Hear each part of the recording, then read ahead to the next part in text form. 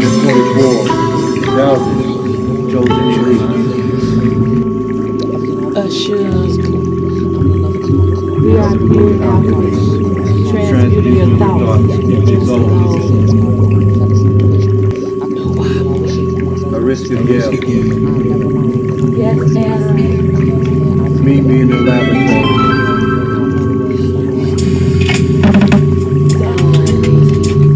welcome to another transmission from the Mood Alchemists. Welcome. So, today we're going to talk about addiction. We were having a conversation yesterday, right? Or the day before yesterday, one another. Right. That sparked this conversation because we was talking about addiction, and you were saying to me, like, that's crazy, like how I'm able to stop doing things like cold turkey. And you also had made mention that your mother had stopped smoking cigarettes cold turkey as well. Yes. And then we made a discovery about why it is, because I know for myself I wasn't always able to do that. I smoked for years and years and years, and I was not able to just stop. So the common denominator me and your mother have in common, we've been able to stop things that's highly addictive, like cigarettes. Tobacco, nicotine is highly addictive. Mm-hmm. And for us to be able to just stop cold turkey like that, and your mother, when she stopped, she never went back, right? No, she's just stopped. Right. So I have stopped and went back. Once I make my mind up, it's a wrap, Right. But we'll get into what that thing is that me and your mother have in common later. Okay. I had an addictive personality. Like when I enjoy something, I want to do it over and over and over and over again. And this is across the board. Like when the person has an addictive personality, they have that addictive personality for multiple things. It's not just limited to one thing. It's usually whatever it is that like helps them cope with things or that they enjoy. It's like they're addicted to those things. And it could be a lot of different things. Like people addicted to coffee, food, just different things. So it goes across the board. It just depends on what that thing is that you use as that sense of or that source of comfort. I noticed something about you though. You don't really have an addictive personality. It is one thing that you're addicted to, but we're not going to go there right now. Yeah. I don't think you really have an addictive personality. Like, I noticed you kind of do the same thing. You can stop things, like, on a whim. I don't know. Just one... Well, I guess I've stopped that, but I guess that was addictive. Was it addictive?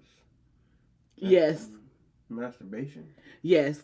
That's what I'm saying. I was like that. I told you. If I like something, I went through that too. Yeah, I went through that phase. How often were you doing it? About 3 to 4 times a day. Same. When I went through that, like in my late teens, though, I want to say I was probably around. That's when I was celibate for the first time. When I was about like 19 to 21, and I went through a phase very similar to you. Like I was fucking the shit out of myself. Addiction is impulsive. Mm-hmm. If you can stop whenever you want to, then you're not addicted. I was just bringing up the whole addiction point of view that I don't feel like you had a personality, and I do. Well, I did. Let me not say I do, because I don't anymore. But it was heavily for me. Like, a lot of things that I enjoyed doing, that was one of them. But a lot of things that I enjoyed doing, or I did to cope with certain things, like smoking weed, like smoking cigarettes. I never really was a drinker like that. I never really got into the drinking like that. I did not, per se, like the way drinking make me feel versus smoking weed, and even cigarettes. When something feels good to you, you release dopamine. Even if it's something that's good, too much of it can be bad. Yeah. So what happens is, like, if you doing something and it's like kind of a synthetic way of getting, like, smoking weed or drinking or whatever it is, and you doing this thing, even with sexual addictions, if you're doing this and you like overdoing it, what end up happening is you would just keep like releasing these chemicals, and you'll be chasing this, and so it's like a circle. You release the chemicals, you chasing the feeling. You releasing the chemicals, you chasing the feeling, and you'll never be able to reach that feeling that you felt in the beginning. So you like keep exercise. Doing it. It's important to give your body rest, even when you lifting weights or doing some kind of exercise, whether it be cardio, running, or Because if you do it too much, then you won't give your body a chance to heal itself. Right. So that's why like you got a lot dealing with in regards to steroids. You got folks taking steroids, trying to achieve a quick result. And next thing you know, it becomes addictive. They find themselves in the gym and everything, and a lot of us know the dangers of steroids. I know this is not episode on steroids, but it is part of addiction. Right. Even the workout itself, like somebody who not taking steroids can be addicted to working out because of the dopamine that's released, and so they'll just keep doing a dopamine. Because I know I used to work out, exercise like on a regular basis. It's not that it's not because of the release of the dopamines. It's because doing it like so much, doing it so too much to the point where it's overloading your system with dopamine, and it feels so good to give you like a high that you want to keep doing it. So you keep doing it, and the more you keep doing it, you build a tolerance. So you need to do it more, and then you need to do it more, and then you need to do it more, and the more and more you do it, the more and more you release these chemicals. It's like it's a nasty hamster wheel to get off of. And this, like I say, and this goes with any addiction, which is probably not going to be something popular to say, but this goes to the whole smoking weed thing. I want to, bring it back to that, because that is a very common addiction people have. A lot of people that smoke weed don't realize they're addicted. How is weed addicted? It's not necessarily the weed itself. It's your behavior toward weed that makes it addictive. If a person can't eat without smoking weed, if a person can't go to certain events or do certain things without smoking weed. Oh, yeah. If a person wake up and the first thing they got to do before they brush their teeth or do anything is smoke weed. Before they go to bed, they smoke a weed. Before they do, like, anything they do, they got to, that's addiction. I'm telling you this because I know from experience. I was a person that, when I wake up, I had to smoke. Before I go to bed, I got to smoke. Everything, like, we going to do something, I got to smoke before we go in. Before we eat, I got to smoke. It's like it became the strand or what they putting in the weed was in the weed. Like this is how any addiction will work. Any addiction you have will work in a similar way. It's just dependent on what the addiction is, of how it manifests. But addiction is not about the substance itself. It's about the behavior toward the substance. So it's not that. So a person smoking herb on a regular basis is not good. Let's say they got something important that they need to do. They need to go to, and they need to be sober to do it. But they can't go sober. They gotta smoke before they do it. They are addicted. If you can't just stop, like you said, like we were saying in the beginning, if you can't control your urge to do it, then you're addicted. Addiction is not about that. It's not about the substance itself as it is the behavior that a person has toward the substance. Because actually, I wanted to focus more on the weed part anyway. On the weed part? Yeah, I wanted to focus more on the weed because that is a very common one. And when you start speaking on that, people start getting real offended. Like, no, but it's okay to smoke weed. It's okay. Well, I'm an advocate of weed. Whatever they doing with weed now, they lacing it with all kinds of shit. That's why they're legalizing it. They've been lacing it with shit. Even when you get it off the streets, they was lacing it with shit. Yeah, you don't know what you're getting. But unless you go directly to a source, go what? Well, somebody that directly grow it, and you know what they're growing and the strands they're growing, and probably not in the U.S. Like, I would not advocate at this point. At this point, I wouldn't advocate for anybody in the U.S. to smoke weed at this point, because I don't feel like it's natural. I feel like even when you ban it from, like your neighborhood dude or whatever, I feel like even at this point they getting their stuff from dispensaries a lot of time, because they go get the cards or whatever, and they able to get it and sell it. Get in, give you a little ass bit, and they're hiking up the prices. But it ain't even about that. To me, it's more so of what's in it. What is it they really giving you to smoke? And that's why I would advocate. But I know a lot of people wouldn't want to hear that. But I just feel like it's not.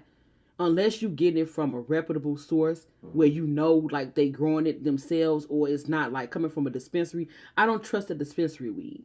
You know what I'm saying? And I feel like most of the people that's getting weed in the United States right now is getting dispensary weed.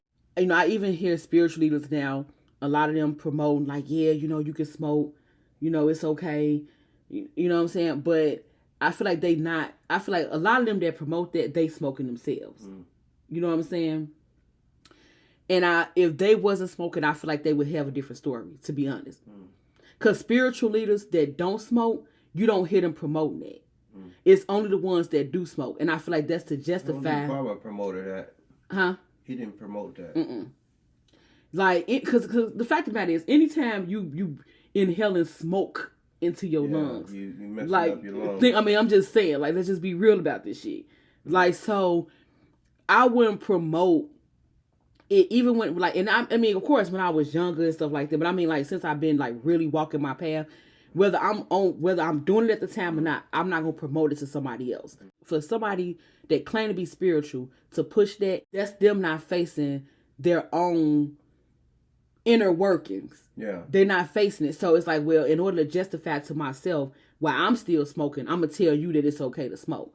But they not being real, letting them know, like, shit, this shit is that y'all out here smoking. That shit, if you ain't getting this shit from a real source, that ain't real weed you smoking. That's synthetic shit you smoking. Yeah. You know what I'm saying? And you don't know what that shit really doing to you. Yeah, just a lot of incidents are occurring with adverse effects of smoking the weed. So it's been lacing it with what's it, fentanyl? I don't know. Like I said, like, they've been lacing weed even back when I was younger. Like, my teen years and early 20s and shit, they was already lacing weed. And K9, all that. But even if you was getting off the street, like, I don't know how long you been smoking like that. But, like, I was smoking for a long time. Back in the day, they used to lace fucking weed with motherfucking roach spray and, you know what I'm saying, like, all type of dumb ass shit. So, like, yeah, I'm gonna keep it a buck. Like, they been lacing this shit. But where did Dro go? They started talking about this loud shit. Where the fuck did Dro go? Just government moved in, took over the dispenser, started legalizing and all that shit. Come on, for real. We being serious right now. Let's do this. We being serious. Come on. What are we talking about? Porn addiction or what? No. Oh my God. Oh, the THC smoking? Okay. Let's get back to your You know weed. I'm cutting all this shit out. Anyway. Weed discussion. Okay. So. Attack on weed. It's not an attack on weed. I'm just being honest. Like I said, I've been saying this for years now. At times when I stopped for a little while, or when I went back to smoking, I still been saying the same thing consistently. You don't need to smoke weed. There's a coping mechanism that we have been using to deal with shit or to cope with things that we don't want to deal with for real. Like, that's anything, any addiction, so it's drinking. a want, not a need. Right. In these dispensaries, like the CBD and the THC, like the Delta 9s and all that type of stuff. Oh, I remember that's dangerous. Yeah. Now the thing about it is, CBD, cannabinoids. This is like the thing that, they use, like the CBD oil and the gummies and all that kind of stuff, like to help with, like, regulating your appetite, regulating your sleep patterns, digestive system, pain in your body. The THC, which will be responsible for the hallucinogen side of it. Mm-hmm. Okay. People don't realize, because for whatever reason, I don't want to say because they not looking it up, because who would think to look it up? If you can get a substance outside yourself, you wouldn't really be inclined to overstand it if it's outside of you, it's inside of you first. Mm-hmm. So the cannabinoids and stuff that they use to do this are chemicals that's released in your body naturally. And I've said this, I've made posts about this when I was on Facebook years ago, that, and of course, you got the weed smokers come like, man, fuck that, I need my weed and all this shit. But, like, seriously, your body, you can look this up. Like, so the synthetic version of it, which was a version that's outside of you, that come in the form of weed or whatever, marijuana, whatever you want to call it, that is called cannabinoids. But within your body is called endocannabinoids. It's a chemical that's secreted within your body. And you can increase the secretion of this by exercising, by releasing your stress hormones. When we was talking about the addiction, I was saying some people can't eat without smoking first, because the cannabinoids in the weed is what gives them that appetite. And what happens is the reason why they can't eat when they smoking weed is because they didn't kill their own endocannabinoids. They suppressed it, should I say.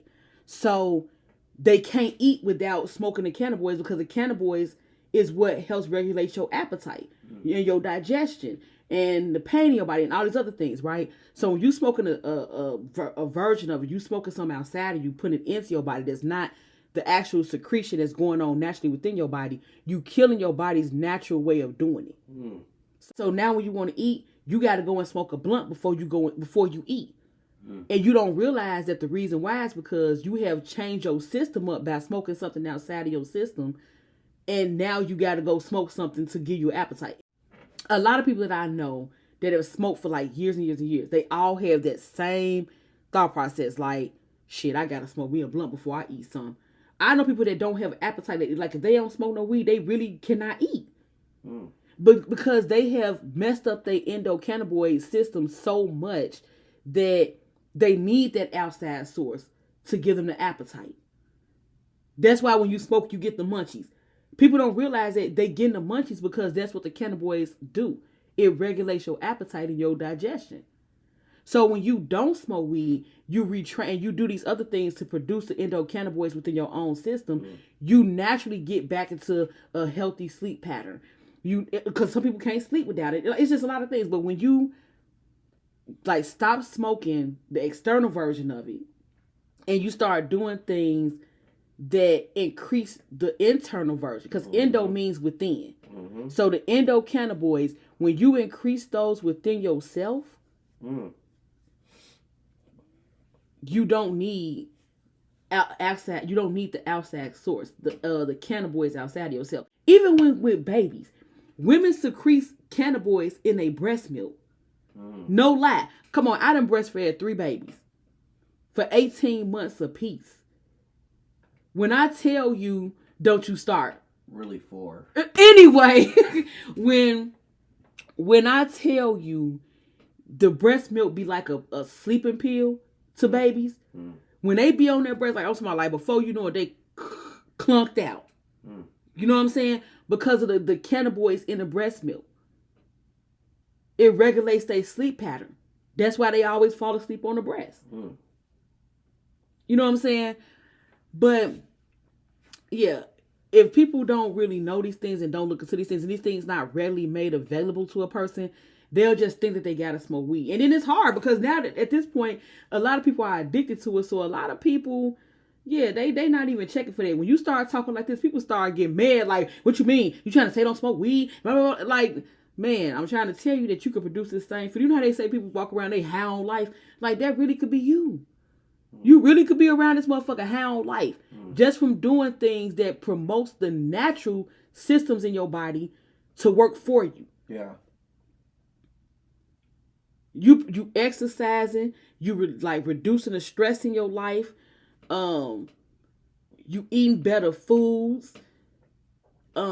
Sleeping better, like all these things that helps to produce the endocannabinoids within your body, you will start to feel better for real. Like, be at peace, be in harmony, be happy, be full of joy. You will start to feel these ways on your own without an external source. So you saying folks should stop smoking herb, weed? I feel like moderation, because I'm an advocate of moderation. I'm gonna say, if you're gonna do it, I'm not telling folks not to do it. But I am. I'm telling folks moderation. So. I'm telling folks, if you live in the United States, cut that shit out. That's what I'm telling people. Yep. What is important? What you mean? Important. Oh, imported weed. But how do you know? That's what I'm saying. Unless you know, like where your weed come from. Rasta. Okay, but if you don't know that for certain, I would say no. Cut that shit out. If you getting your shit in the U.S., cut that shit out. Yeah, that's what this brother said. He said he don't get his stuff from the U.S. because they be tainting this shit even with the Blue Lotus. I think he sells some. Strange the wordplay.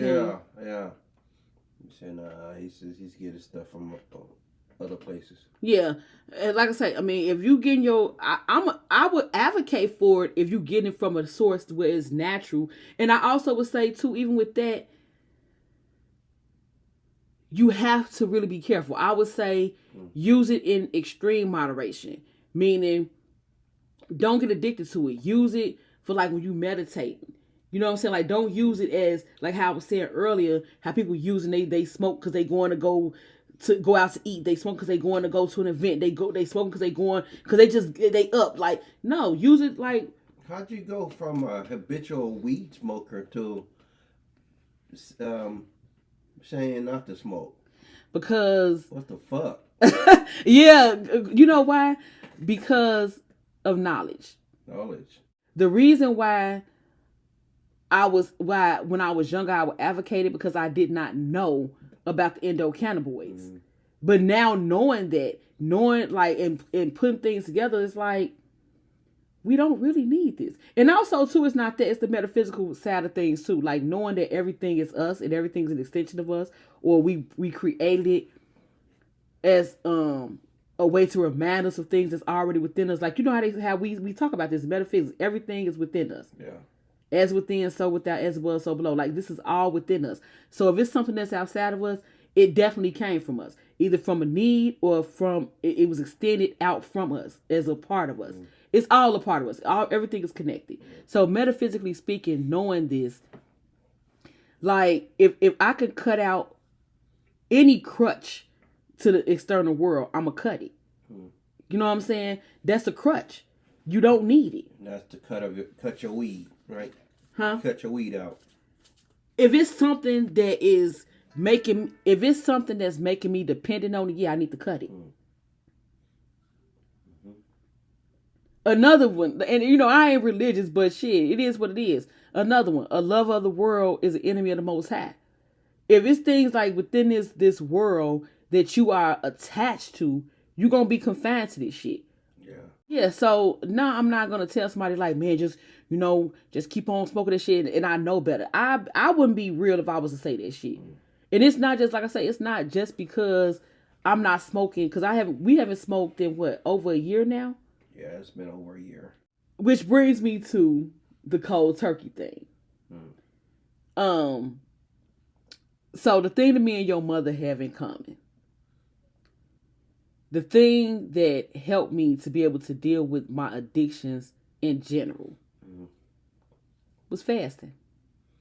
Yeah, she's a faster. She's been fasting since she was very young. That's how she was able to stop cold turkey. Yeah, that helped me a lot. Like I say, I've always had I've always had an addictive personality. So that, like I said, and that go across the board. That go for food, cigarettes, like anything that I enjoy. I think I had the potential to get addicted to it if I really enjoyed it. And yeah, you had asked me like, how do you just stop cold turkey? And then we got to talking about it, and that's when you was like, well, my mom able to do that too. And I was like, well, your mom, she fasts. And I tell people this all the time, like, it really does help you regulate and discipline your mind. That's what it does. Like, fasting helps you discipline your mind, because you got to think about it. And this is I don't know exactly how your mother fasted, because we didn't really get into that part of it. But for myself, like when I fast, you see what I do. I just drink water. Like, I would cut everything out. Or she may go doing cold turkey with no food, no water. Right. See, now the longest I have done like no water was like a day. But I have done like water only for 5 days. I've done a juice fast, like just only juice, like just natural. I'm juicing. I had a juicer, just natural juice, 10 days. But I went 3 days without food and water at one point when I was young. Yeah, see, I never did 3 days with no food and water. I did used to fast when I was little. And you know what? Maybe that is why you don't have an addictive personality, because you was being trained on doing that at an early age. You just didn't realize it, but you was being trained. Because I'm telling you, before I was fasting, I would not have been able to just stop like that. I wouldn't have. I would have had to been telling myself, oh, I need to just slow down a little bit, and then still didn't completely do it. But when I started like fasting consistently, and when I fast, I like when we really being consistent with our fasting, we'll fast every Sabbath, right? Mm-hmm. And then we'll do a 3-day water fast every season change, right? Mm-hmm. And I will do a 3-day fast at the beginning of every month. Like, so the first 3 days out of every month, I would do a 3-day fast to reset myself. So doing that consistently for years, like I told you, I used to have a period that was 7 days. I went from 7 days to now my period be like 3 to 4 days now. Because you cut out all your meats and stuff. Because I was vegan for a while before that happened. It was the fasting. I'm telling you. Yeah, it was the fasting. A lot of the stuff, that shit that you consume and all that from out of your body through fasting, right? Yeah. And it was also important to keep in mind too that at that time I wasn't, because like now sometimes we'll fast and we'll kind of go back to eating the junk and the sweets and the stuff. But back then I was straight up vegan. So when I fast, I wasn't going to eat no sweets and sugars and all that stuff. I was fasting, breaking my fast with juicing, and I was cooking. It would take me forever because I'm cooking all my stuff from scratch. You lose a lot of weight being straight vegan, huh? Yeah, I did. I had lost a lot of weight back then too. But I don't know my body type. I ain't gonna never be like completely skinny. No, because you're where your body. Yeah, the way my body is set up. You know what I'm saying? Like curvy and kind of thick. Yeah, so I'm not gonna ever be like I don't feel like I will ever be just like skinny. Yeah. And if I was like skinny, I don't even think it would look right on me. It wouldn't. You know what I'm saying? But, yeah. But I know I'm not meant to be like, out of control obese either. Yeah. That don't feel right on me either. Yeah. Like when I put on too much weight, like now, like putting on too much weight, like I told you, that shit don't feel good to me. Like, I ain't trying to body shame nobody, but I'm just gonna keep it a buck. When you put on too much weight, that shit do not feel good. And motherfuckers can sit up and try to say that shit because they don't want to lose the weight or don't want to put the work in all they want to. Real shit, when you put on too much weight, that shit feel nasty. Your body don't feel good. You don't feel healthy. It don't feel good. You can try to say, oh, well, it look good and it's sexy. That shit, to each his own. I'm not saying that, if you big, that you ugly and all this other shit. I'm not saying that. What I'm saying is, just honestly speaking, when them people that promote being big and shit, when they promote that, when they finally lose weight, they be singing a different tune. They only promote that shit when they that big and they don't want to put it in the work. But once they lose that weight, they be like, damn, I feel the best I ever felt. Because you don't feel good when you big like that. I'm living proof of that shit. Good. And when I was up in Georgia, I'm like, damn. I had the big belly and shit. Oh, God. Mountain Dew, eating noodles every day, drinking alcohol, smoking weed, doing all kinds of stuff. I got on that scale like, damn. But you know what? Going into 220 and shit. Your body is different. So to you, that felt out of control for you. But I'm looking at your body like, your shit still wasn't bad. Like, you know what I'm saying? But to you, it was bad because you know how your body felt. You had a belly and you weren't used to that. Yeah. So to you, that felt like, what the... So imagine what I'm saying about myself. Like, yeah, I'm curvy, but I'm not meant to be like...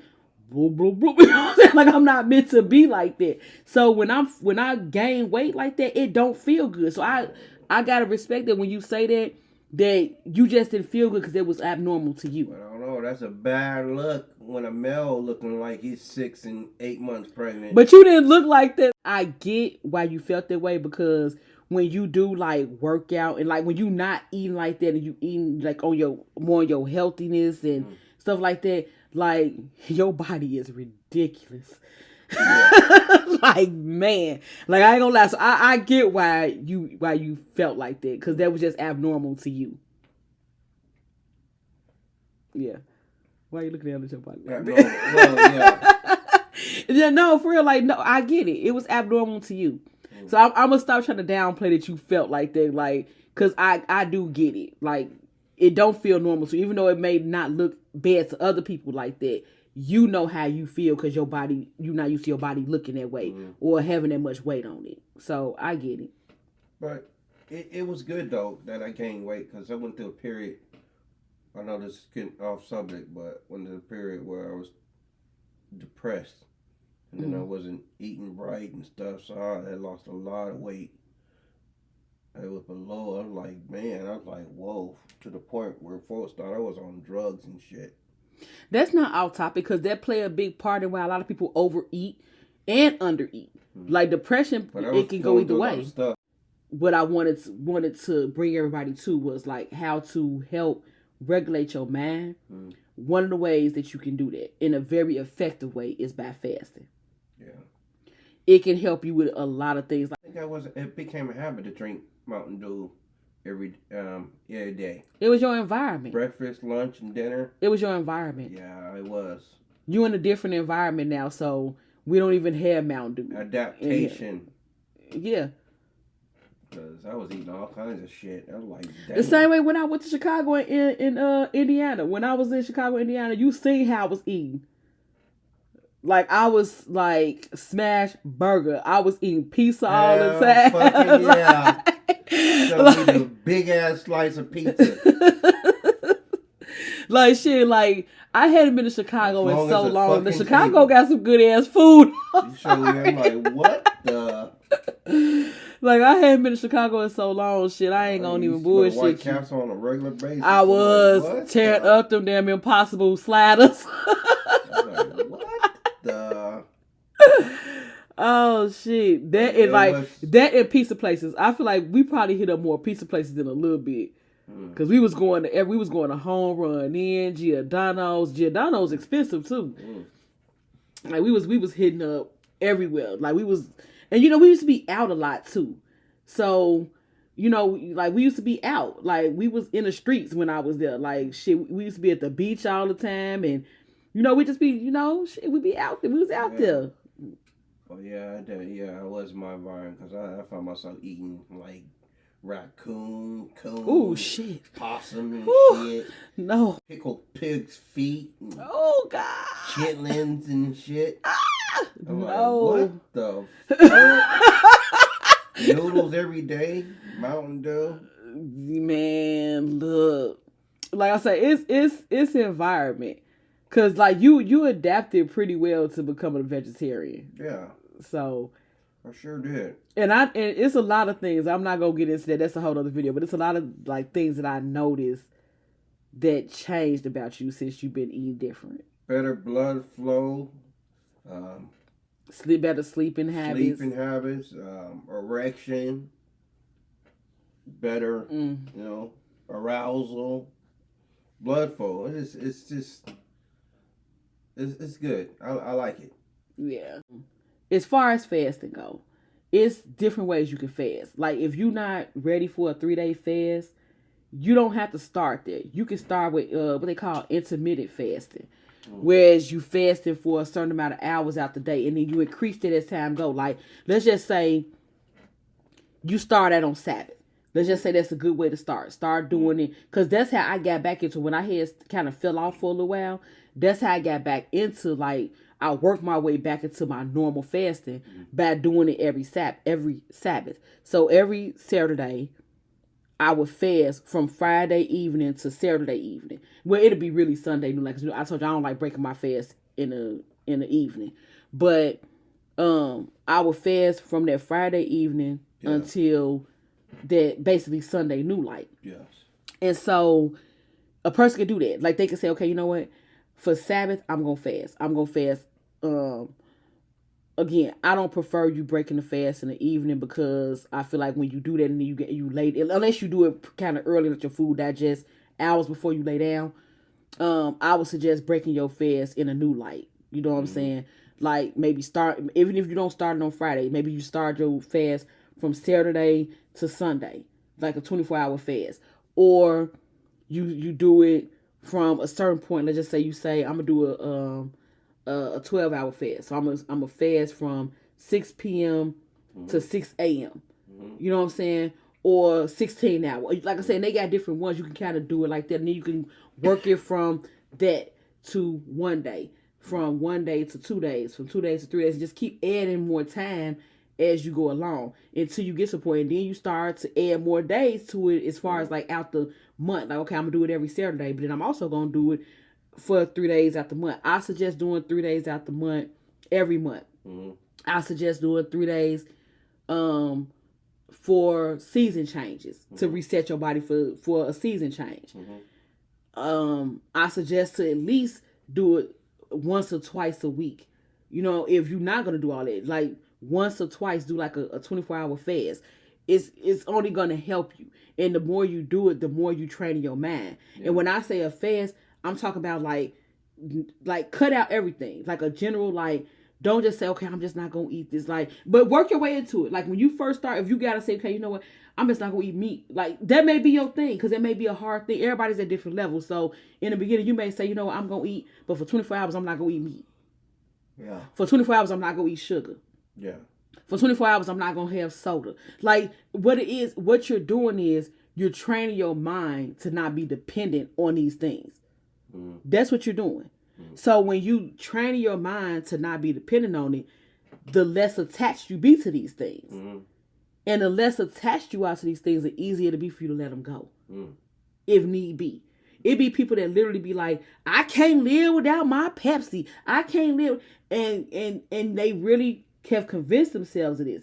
And when they don't have it, what happened? They be going through withdrawals and shit. Yeah. Like, they get to shaking and all, you know what I mean? Mood swings and shit. Yeah.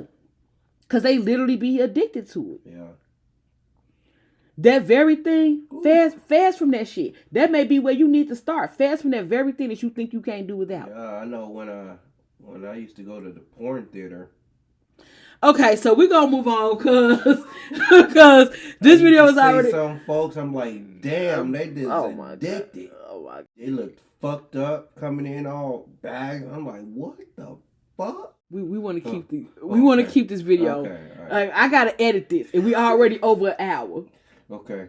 And I'm going to have to cut... Now I got to cut out a whole lot of stuff, because I was supposed to be a 30-minute video. Because you want to keep talking about your sexual addiction. Like, shit. Now... We gonna leave this here, because I don't know, something going on with my partner over here. Like, okay, like, but in all seriousness though, fasting is a way to regulate your body and your mind, and to discipline your body and your mind, to stop yourself from having addictions. When you go to like different, I don't really know like exactly what they tell them, but some of these places they do like. Alcoholics Anonymous, like they basically gonna have you go cold turkey. Some places like when they getting you off for drugs, they replace one, like if you got a heroin addiction, they replace it with morphine, which is basically another drug. I feel like there are certain things that may be a little bit harder because of the chemical substances that's in them, so they do play a part in, so even like with caffeine and nicotine, I do feel like they do have substances that interact with the chemicals in your own body that makes it harder for you to physically stop. However, I feel like if you start training your mind, you can overcome, because you in control of your own. At the end of the day, you in control of your own body and your own the chemicals that's in your body. You in control of that. So if you don't take the steps to start to gain control, then it takes over. Fast so that you can gain control of your body, your mind, your spirit. Oh my God. What? None.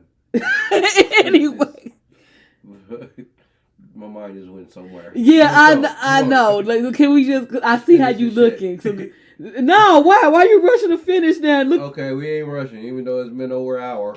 Why you gotta say it like that? You the reason why I've been over an hour, because you keep going back to your porn stories. Well, you are talking about addiction. And we know that that's it ain't even your addiction. I just said like, no, that's not an addiction. Talking about this dude. That's all. But they coming all like, what though? Yeah, but see what I'm saying though. You be acting like this. I'm saying. What? You know what?